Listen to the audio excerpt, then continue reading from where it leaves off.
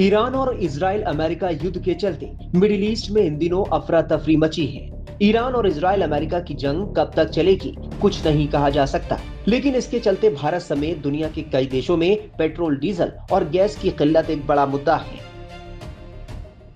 देखिए, waste Asia में जो कॉन्फ्लिक्ट चल रहा है, रुकने के तो ये 2-4 दिन में रुक जाए, और ना रुकने को जिसकी संभावना ज्यादा है, ये हफ्तों, महीनों, सालों चलेगा।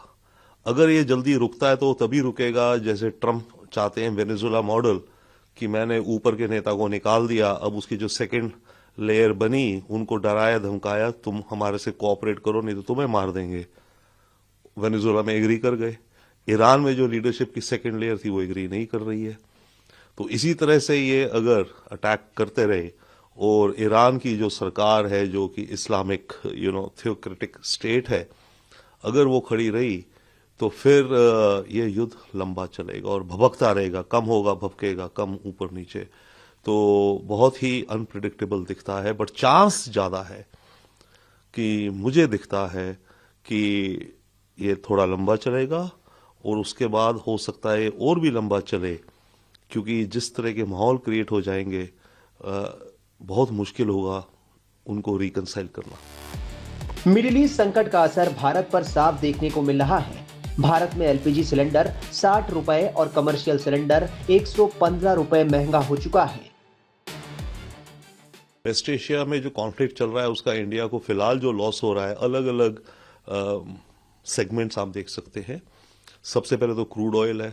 क्रूड ऑयल जो करीब $70 प्रति टन के आसपास चल रहा था, अब वो 90 या 100 हो गया है, बल्कि बढ़ भी गया था, कम आ गया। तो मानो करीब $20 प्रति टन तो बढ़ ही गया है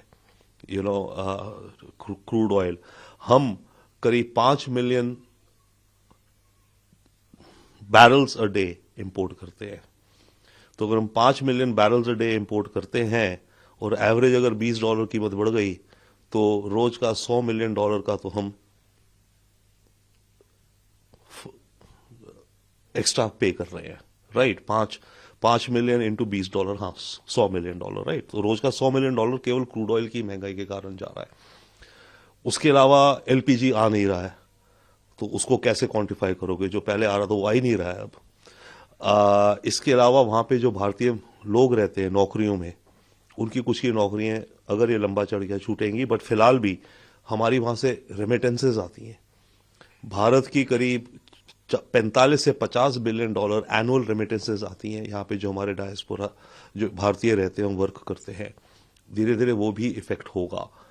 और यस, नुकसान हमें बिल्कुल हो रहा है फर्टिलाइजर को लेकर के, जो आने वाले वक्त में होगा। देखिए, हम एलपीजी गैस की बात कर रहे हैं अभी, जो कि घरों में कुकिंग को इस्तेमाल होती है, बट गैस जो है वो खाद बनाने में बहुत अहम रोल प्ले करती है। तो जो नाइट्रोजन बेस्ड खाद है, करीब 60% खादें ऐसी हैं जो नाइट्रोजन जिनको चाहिए होता है, उनमें गैस की कीमत करीब 70 से 80% गैस की ही कॉस्ट होता है। तो जब आपकी गैस की कीमत बढ़ेगी या गैस होगी नहीं, तो आपकी जो फर्टिलाइजर मेकिंग है वो भी इफेक्ट होगी। और बाय द वे, भारत में हम फर्टिलाइजर करीब 30% ही अपनी बनाते हैं, वो फर्टिलाइजर भी हम बहुत इंपोर्ट करते हैं। पर दुनिया भर में जब फर्टिलाइजर की कीमतें बढ़ेंगी तो हमारे यहां भी कीमतें बढ़ेंगी, और उसके चलते फूड पे जो महंगाई होनी है, वो महंगाई केवल इसलिए नहीं होगी कि आपका जो वेजिटेबल्स और फूड्स है उनकी ट्रांसपोर्ट में ट्रक की कीमतें बढ़ेंगी क्योंकि डीजल की बढ़ेंगी, वो तो बढ़ेंगी। उसके अलावा जो आलू, गोभी, प्याज उगाया जाएगा उसकी कीमत बढ़ेगी, क्योंकि उसमें जो खाद डलेगी वो महंगी खाद डलेगी।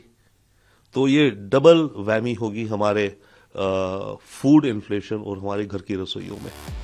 भारत ने एहतियात के तौर पर कई कदम उठाए हैं ताकि ज्यादा दिनों तक युद्ध चलने के बाद भी भारत को एनर्जी की समस्याओं का सामना करना न पड़े, जिसमें एसेंशियल कमोडिटीज एक्ट 1955, गैस का उत्पादन बढ़ाना, एलपीजी बुकिंग के नियम जैसे कई कदम शामिल हैं। इसमें कोई दो राय नहीं है कि जो वेस्ट एशिया, जिसे कि मिडिल ईस्ट के तौर पे भी जाना जाता है, वहाँ पर ये जो युद्ध चल रहा है उसकी वजह से जो विश्व की जो एनर्जी सप्लाई चेन्स पर भारी नकारात्मक असर पड़ा है। और इसकी वजह से जो विश्व में जो ऑयल और गैस के जो दाम हैं वो बढ़ रहे हैं और इसमें और भी बढ़ोतरी हो सकती है यदि ये युद्ध आने वाले दिनों में अगर नहीं रुकता है और इसकी इंटेंसिटी अगर ऐसी ही बनी रहती है तो इसका काफ़ी नकारात्मक असर पूरे विश्व की एनर्जी सप्लाई चेन्स पर पड़ेगा, क्योंकि ऐसी स्थितियों में जो स्ट्रेट ऑफ हॉर्मुज है वो एक ब्लॉकेड की अवस्था में है। हालांकि कोई पूरी तरीके से ब्लॉकेड इम्पोज नहीं हुआ है, लेकिन वहाँ पर जो ट्रेड जो रूट है वो गहरे तरीके से बाधित है। तो ऐसे में इस सारी जो स्थितियों पर भारत के ऊपर भी इसका एक नकारात्मक असर ऑलरेडी पड़ रहा है। लेकिन भारत की जो सरकार है वो इस पूरे वेस्ट एशिया का ये जो युद्ध है, United states of America, Israel तथा ईरान के बीच में जो युद्ध है उसके ऊपर भारत बहुत पैनी नज़र बनाए हुआ है। और हमारे विदेश मंत्री श्री एस जयशंकर ने आज भारत का क्या स्टैंड है इस पूरे विषय पर उस पर अपने विचार संसद में रखे हैं और सारी स्थितियों को स्पष्ट किया है। जहाँ तक एनर्जी सप्लाई का प्रश्न है, भारत की सरकार इन सारी स्थितियों को ध्यान में रखते हुए पहले से ही अपनी तैयारियां कर रही थी।